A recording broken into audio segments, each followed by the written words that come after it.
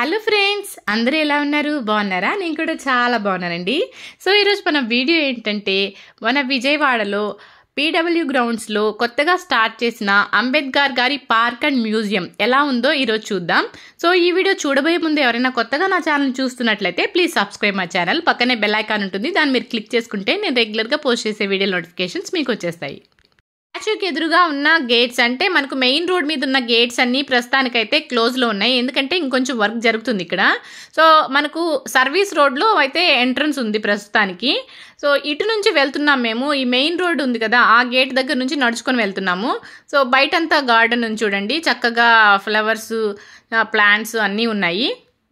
అలాగే మనకు కార్నర్కి వస్తే వాటర్ ఫౌంటైన్ కూడా ఉంది. సో చాలా మంది ఇక్కడ ప్లాంట్స్ దగ్గర, అక్కడ ఫ్లవర్స్ అన్నీ ఉన్నాయి కదా, అక్కడ ఫొటోస్ దిగుతున్నారు. ఇప్పుడైతే మేము సర్వీస్ రోడ్ ఉంది కదా, ఆ ఎంట్రన్స్ నుంచి వచ్చాము. వస్తే మనకు ఇక్కడ కార్ పార్కింగ్ విడిగా కనిపిస్తుంది, బైక్ పార్కింగ్ విడిగా కనిపిస్తుంది చూడండి. సో ఇక్కడ పార్క్ చేసుకునేసి తర్వాత మనం టికెట్ కౌంటర్ దగ్గరికి వెళ్ళాక మనకు టికెట్ కౌంటర్లో పార్కింగ్కి తీసుకోవాలి, టికెట్ లోపలికి ఎంట్రీ ఫీ కూడా ఉంటుంది. ఎంట్రీ ఫీ వచ్చేసి మనకు ఎక్కువ ఉండదు, 5 రూపీస్ ఉంటుంది. పార్కింగ్కి 10 రూపీస్ ఉంటుంది. మేమైతే ఇప్పుడు టికెట్ కౌంటర్ దగ్గరికి వెళ్తున్నాము. సో ఇది మనకు టికెట్ కౌంటరు. సో చూడండి, టికెట్ కౌంటర్లో టికెట్ తీసుకున్నాక ఇక్కడ చాలామంది జనాలు ఉన్నారు, ఎందుకంటే కొత్తగా స్టార్ట్ చేశారు కాబట్టి చాలామంది వచ్చారు. అందులో వీకెండ్స్ అయితే ఇంకా ఎక్కువగా ఉంటారు. సో ఇది లోపలికి వచ్చాం టికెట్ తీసుకొని వచ్చిన తర్వాత మనకు వరుసగా చూసుకొని వెళ్ళడమే. ఇక్కడ మనం ఇక్కడ నుంచి చూసుకుంటూ పోతే మనకు ఇక్కడ 3D ఫోటో ఫ్రేమ్స్ ఉంటాయి. ప్రతి ఫోటో కింద మనకు దాని గురించి డిస్క్రిప్షన్ మనకు తెలుగులోనే ఉంటుంది అండ్ ఇంగ్లీష్లోనే ఉంటుంది. ఇక్కడ మనకు ప్రతి ఫోటో కింద కూర్చోడానికి వీలుగా బెంచ్ లాగా కూడా కట్టున్నారు. సో చూడండి, చాలా మంది కూర్చొని ఉన్నారు, అంటే తిరిగి అలసిపోయిన వాళ్ళు అక్కడ కూర్చుంటారు అనమాట రెస్ట్ కోసం. సో ఇలా ఫుల్గా అనమాట, ఎక్కడ ఫోటో ఉందో అక్కడంతా ఫుల్గా కట్టేస్తున్నారు. సో ఫొటోస్ అయితే చాలా బాగా ఉన్నాయి, మనకు 3D ఆర్ట్ చాలా బాగుంది. ఈ 3D ఫొటోస్ అన్ని చూసుకొని కాస్త ముందుకెళ్తే మనకు మ్యూజియం ఉంటుంది, లోపలికి వెళ్ళాలి. సో మనం బయట తీసుకున్న టికెట్తోనే ఈ మ్యూజియంలో కూడా మనల్ని పంపిస్తారు. సో ఇక్కడ ఎక్స్ట్రా ఫీ ఏం పే చేయాల్సిన అవసరం లేదు. సో ఇదే అనమాట మ్యూజియంలోకి ఎంట్రీ. సో ఫస్ట్ ఇక్కడంతా కొన్ని ఫొటోస్ ఉన్నాయి చూడండి. లోపలికి వచ్చాక మనకు ఫుల్గా అంబేద్కర్ గారి పాత ఫొటోసు, ఇక చిన్నప్పుడు ఫోటోలు అవన్నీ, ఇంకా వాళ్ళ ఫ్యామిలీ గురించి అంతా పెద్ద పెద్దగా ఫొటోస్ పెట్టున్నారు చక్కగా. వాటి గురించి కూడా అంతా మనకు అక్కడ డిస్క్రిప్షన్ ఇచ్చున్నారు. మనకు ప్రతి చోట స్క్రీన్స్ ఉంటాయి, టీవీ స్క్రీన్స్ ఉన్నాయి మనకు. సో ప్రతి స్క్రీన్లోనూ మనకు పాత వీడియోస్ అండ్ అంబేద్కర్ గారి గురించి వివరించే మూవీస్ అవన్నీ ప్లే అవుతూ ఉంటాయి. మనకి ఇక్కడ చూడండి, రెడ్ కలర్ది కట్టున్నారు కదా, అంటే టచ్ చేయనివ్వట్లేదు. అక్కడ నుంచి లోపలికి పోకుండా ఉండడానికి ఒక్కొక్కరిని పెట్టున్నారన్నమాట. సో అవి లోపలికి వెళ్ళి టచ్ చేయకుండా ఉండడానికి అక్కడ మనుషులు ఉన్నారు, తాకనీయకుండా.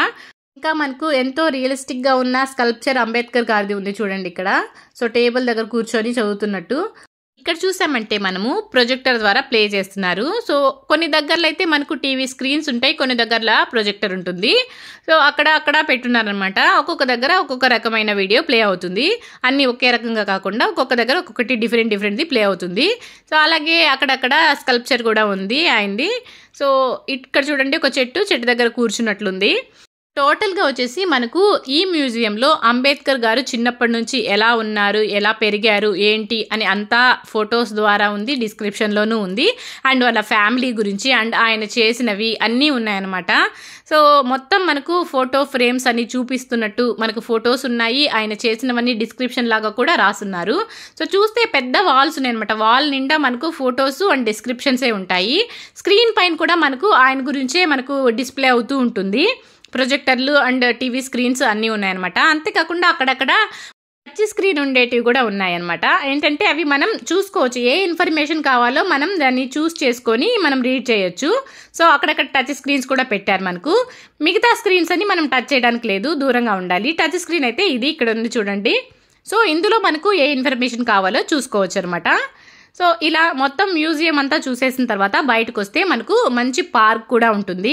సో ఇంకా కొన్ని పనులు జరుగుతున్నాయని చెప్పాను కదా, ఇటు సైడు మనకు ఫౌంటైన్ అవన్నీ ఇంకా స్టార్ట్ చేయలేదు. పార్క్లోకి వస్తే మనకు కలర్ఫుల్గా మంచి పూల మొక్కలు ఉన్నాయి, ఇంకా మంచిగా గ్రీన్ గ్రాస్ అంతా ఉందన్నమాట, పచ్చగా చక్కగా. సో మనం ఎక్కడైనా ప్రశాంతంగా కూర్చోడానికి వీలుగా ఉన్నాయి. బయట కూడా ఫౌంటైన్స్ ఉన్నాయి. ఈ అంబేద్కర్ గారి స్టాచ్యూ వచ్చేసి మనకు 125 అడుగుల ఎత్తు అనమాట, అంటే 125 ఫీట్. సో చూడండి ఎంత పెద్దగా ఉందో మీకే అర్థమవుతుంది. మనం ఏ చివరున్న ఊర్లో బాగా కనపడుతుంది అనమాట. ఇక్కడంతా మనకు గ్రీన్ గ్రాస్ ఉందని చెప్పాను కదా, బట్ ఆ గ్రాస్లోకి మాత్రం ఎవరిని వెళ్ళనివ్వట్లేదు. అందరూ జస్ట్ మనకు వే ఇచ్చారు కదా నడవడానికి, అక్కడ మాత్రమే అలో ఉంది. మనకు ఆ గ్రాస్ మీదకి కూడా వెళ్ళడానికి లేదు. సో చక్కగా నెమలు పెట్టి అక్కడంతా మనకు ప్లాంట్స్ వేసినారు చూడండి. సో బెస్ట్ విజిటింగ్ ప్లేస్ అనమాట. ఎవరైనా చూడలేదంటే మీరు వీకెండ్స్లో వెళ్ళి చూడొచ్చు. ఈ వీడియో కానీ మీకు నచ్చినట్లయితే ప్లీజ్ లైక్ చేయండి. లైక్ చేసిన వీడియోను షేర్ చేయడం మర్చిపోవద్దు. మళ్ళీ కొత్త అప్డేట్స్తో కలుద్దాం. అంతవరకు సెలవు, బాయ్.